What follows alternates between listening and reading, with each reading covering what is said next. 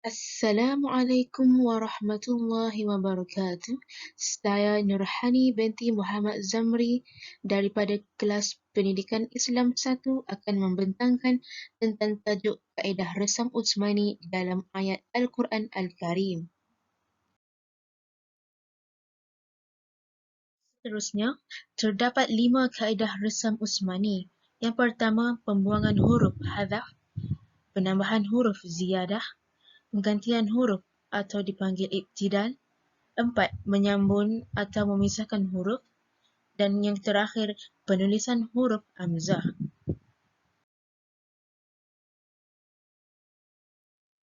Kelebihan resam Utsmani boleh memahami makna yang berlainan dan tidak pula terkeluar daripada maksud yang sebenar, memudahkan bacaan dengan wajah qiraat, sebagai hujah kepada bahasa Al-Quran yang fasih, dipersetujui oleh lebih 12,000 orang sahabat. Salah satu daripada mukjizat Al-Quran bertepatan dengan riwayat bacaan mutawatir, salah satu daripada rukun bacaan Al-Quran Al-Karim berdasarkan kepada dalil-dalil yang kuat dan hujah-hujah yang jelas. Ditulis mengikut bacaan rawi, mengandungi rahsia dari segi mengekal dan menggugurkan huruf. Bismillahirrahmanirrahim. Tabarakalladzi biyadihil mulku wa huwa ala kulli syai'in qadir. Alladzi khalaqal mauta wal hayata liyabluwakum ayyukum ahsanu amala. وهو العزيز الغفور الذي خلق 7 سماوات طباقا ما ترى في خلق الرحمن من تفاؤت فرجع البصر هل ترى من فتور ثم رجع البصر كرتين ينقلب إليك البصر خاسئا وهو حسير ولقد زينا السماء الدنيا بمصابيح وجعلناها رجوما للشياطين وأعتدنا لهم عذاب السعير وللذين كفروا بربهم عذاب جهنم وبئس المصير. صدق الله العلي العظيم.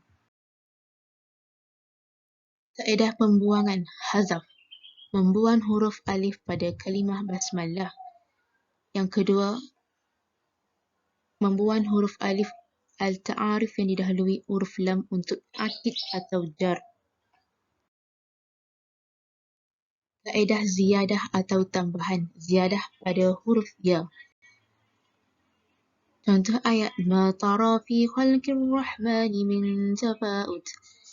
Ya ditambah pada perkataan ma tara. Seterusnya, kaedah penggantian atau pertukaran ibdal, iaitu pertukaran huruf alif kepada huruf waw. Contoh ayat allazi khalaqal mauta wal hayata liyabluwakum ayyukum ahsanu amala. Pertukaran huruf alif kepada waw berlaku pada perkataan wal hayat. Seterusnya, tanda-tanda tajwid. Contohnya al-mub. Hukumnya alif lam qamariyah kerana huruf alif lam bertemu huruf mim dibaca secara jelas. Seterusnya syai'un. Hukumnya adalah maklin kerana huruf ya sukun didahului oleh huruf shin berharakat fathah dibaca panjang 2 harakat.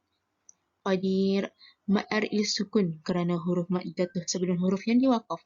Cara membacanya dipanjangkan 2 sampai 6 harakat.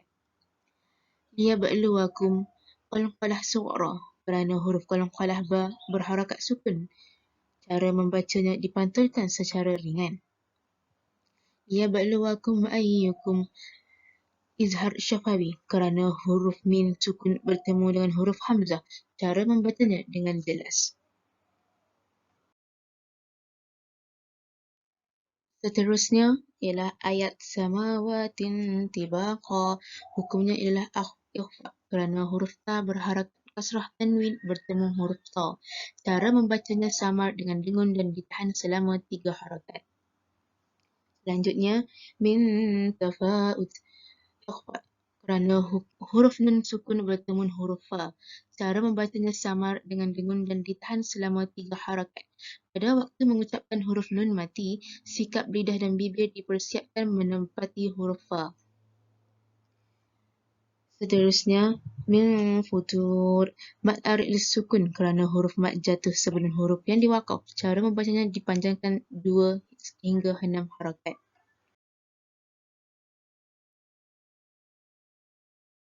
Seterusnya, tanda-tanda tajwid pada surah Al-Mulk ayat 4 hingga 6.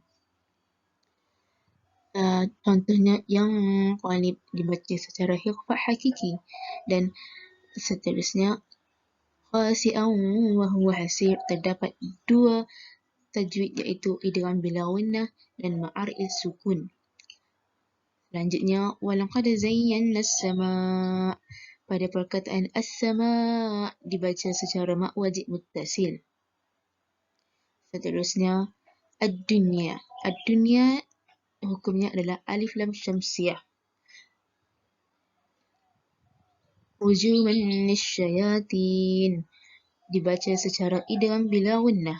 Wa'atadna lahum azab as-sa'ir pada perkataan wa'atadna lahum iaitu hukumnya adalah qalqalah sughra. Seterusnya, tanda-tanda wakaf. Yang pertama, tanda wakaf hasan iaitu tanda yang berhuruf wa, sa, la.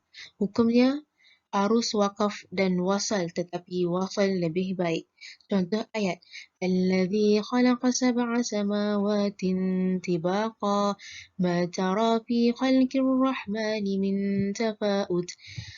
Seterusnya, tanda huruf ja kecil iaitu wakaf jaiz. Hukumnya lebih elok berhenti seketika walaupun tidak berhenti dibenarkan. Contoh ayat adalah Allazi khalaqal mauta wal hayata liyabluwakum ayyukum ahsanu amala wa huwal azizul ghafur. Sadaqallahul azim.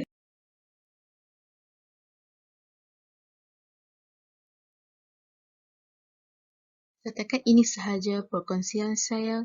Sekian, terima kasih.